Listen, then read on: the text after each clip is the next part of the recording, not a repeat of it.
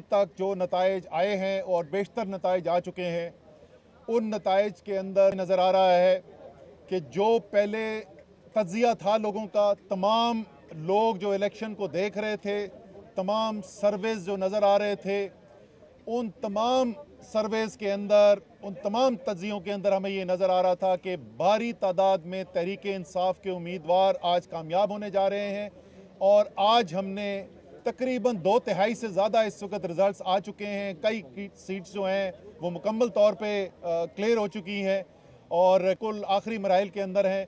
तो इस वक्त ये कहना बिल्कुल वाज़े हो गया है कि इंशाअल्लाह ताला एक बड़ी भारी तादाद के अंदर कम से कम 16 और हो सकता है 17 सीट्स भी तहरीक इंसाफ इंशाअल्लाह जीतेगी।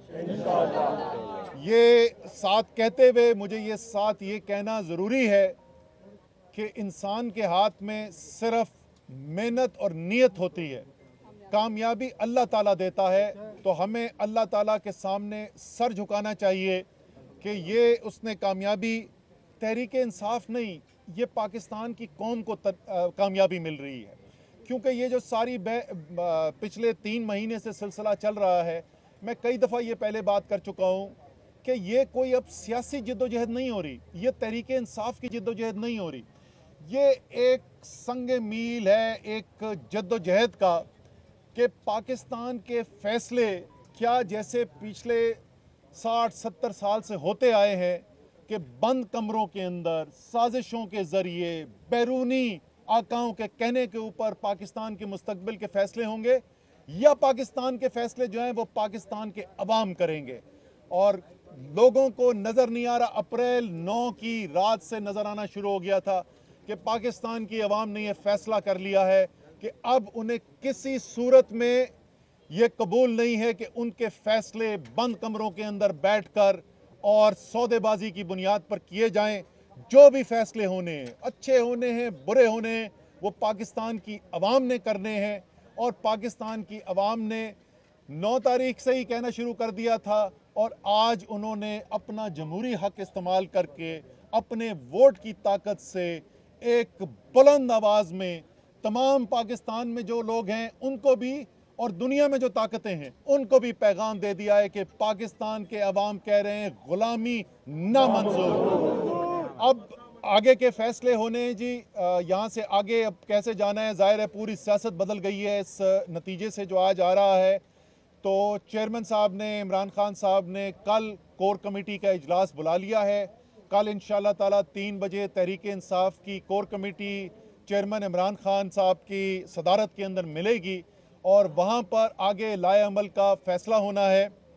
लेकिन मैं आपको ये ज़रूर अभी भी कह सकता हूँ कि जो मैं बहुत अरसे से कह रहा हूँ कि जब ये इम्पोर्टेड हुकूमत बिठाई गई और शहबाज शरीफ को वज़ारत उज़्मा की कुर्सी पे बिठाया गया, तो उस वक़्त भी मैंने कहा था कि इनको बिठा तो दिया गया है, इनको ना ये समझ में आ रही है कि किसने बिठा दिया, ना इनको समझ में आ रही है कि करना क्या है इधर बैठ के।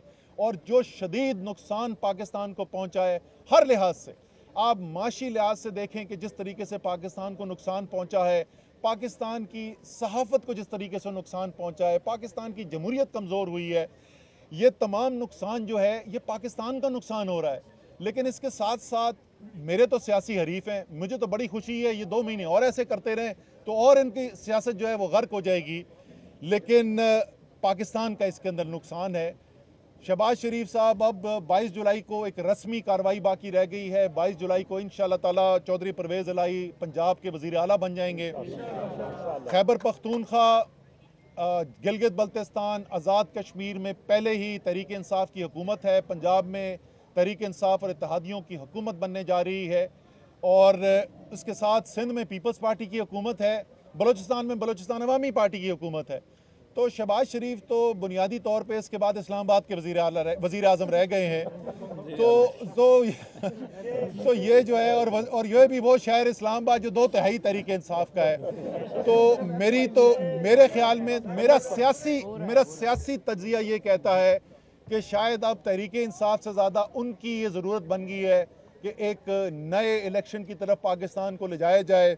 इस हैजान से, सियासी हैजान से और माशी हैजान जो पाकिस्तान में पैदा हुआ है उससे पाकिस्तान को निकाला जाए। लेकिन खैर ये उनके फैसले करने के हैं, जो हमारा फैसला करने का है। इंशाअल्लाह ताला जैसे मैंने कहा कि कल 3 बजे के कोर कमेटी के इजलास में इमरान खान साहब उसकी सदारत करेंगे, चेयरमैन पीटीआई, और उसके बाद जो फैसले आगे के लाए अमल के उसके बाद हमें ऐलान कर दिया जाएगा। आप समझते हैं इन इलेक्शन में एक्स और वाई का जो किरदार था, और क्या पंजाब के बाद कल गौर करेगी?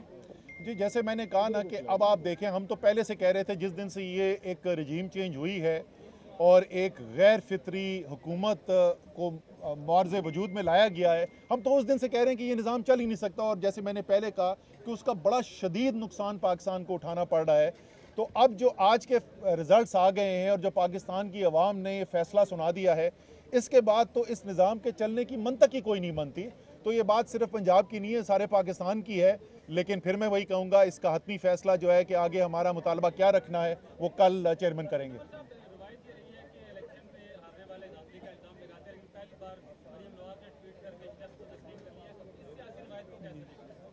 देखें, ये जो है ये एक अच्छी बात है कि जो वाज़े बिल्कुल नताइज सामने आ गए हैं, उस वाज़े नताइज के बाद ना किया जाए।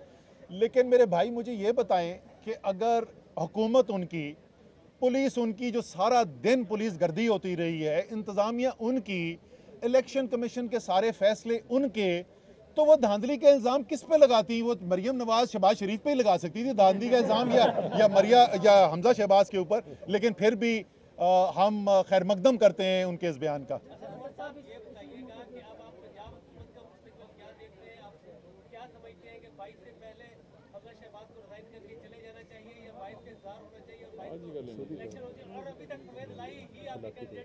जी, परवेज़ इलाही तो कैंडिडेट हैं, बिल्कुल परवेज़ इलाही कैंडिडेट रहेंगे।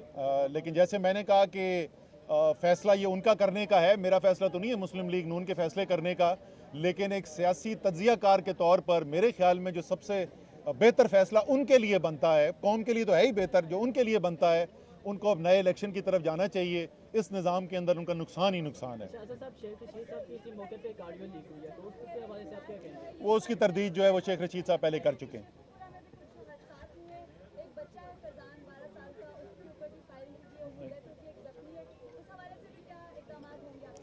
जी, मुझे ये हमें ख़बर पहुंची है, इंतहाई अफसोसनाक खबर है। और हम उस बच्चे के जो वालिदैन हैं, उनके घर वाले हैं, उनके साथ इज़हार हमदर्दी और ताज़ियत भी करते हैं। इंतहाई अफसोसनाक है, किसी की भी इस तरीके से हादसे के अंदर एक इंतकाल हो जाना जो है वो अफसोसनाक होता है, बट एक नौजवान का, एक बच्चे का होना वो उससे भी ज़्यादा है।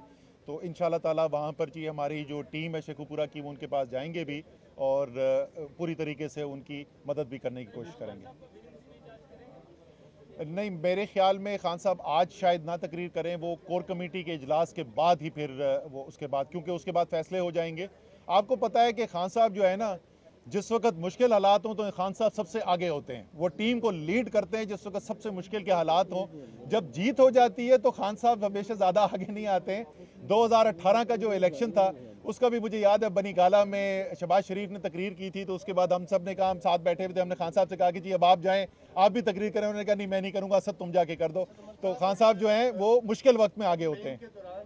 वादे किए गए थे किन किन हलकों में कि वो वहाँ पे आएंगे, दोबारा शुक्रिया अदा करने, क्या इमरान खान उन हलकों में दोबारा जाएंगे? सर, मेरा तो ये मानना है और हमेशा से मानना रहा है, और मैं आपको बताऊं कि इसके बाद के ऊपर जो है हमारा कोई अंदरूनी मुख्तलिफ राय भी थी, एक से ज़्यादा राय थी, लेकिन मेरी राय हमेशा से ये रही है, मेरा पुराना फार्मूला है, इमरान खान अवाम में, तहरीक इंसाफ ऊपर, इमरान खान बनी गाला में या प्राइम मिनिस्टर हाउस में बंद, तहरीक इंसाफ नीचे।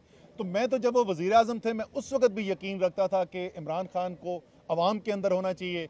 इमरान खान की सियासत जो है वो किसी गमले में लगे हुए पौधे की सियासत नहीं है। इमरान खान सियासत करते हैं अपने अल्लाह के ईमान के ऊपर और अपनी आवाम की ताकत के ऊपर। इसलिए इमरान खान जो है वो अवाम में अच्छे लगते हैं, और मुझे यकीन है इंशाअल्लाह ताला जो उन्होंने वादा किया है वो ज़रूर पूरा करेंगे।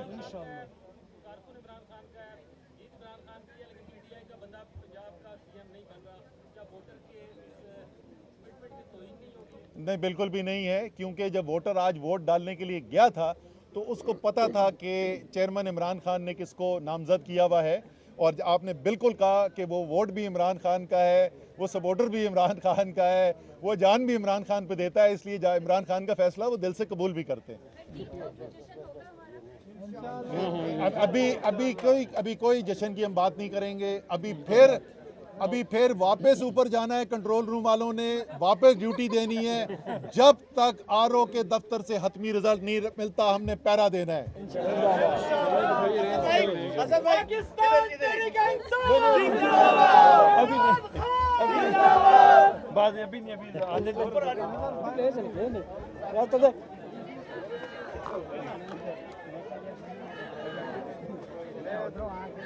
थोड़ा लेट हो गया।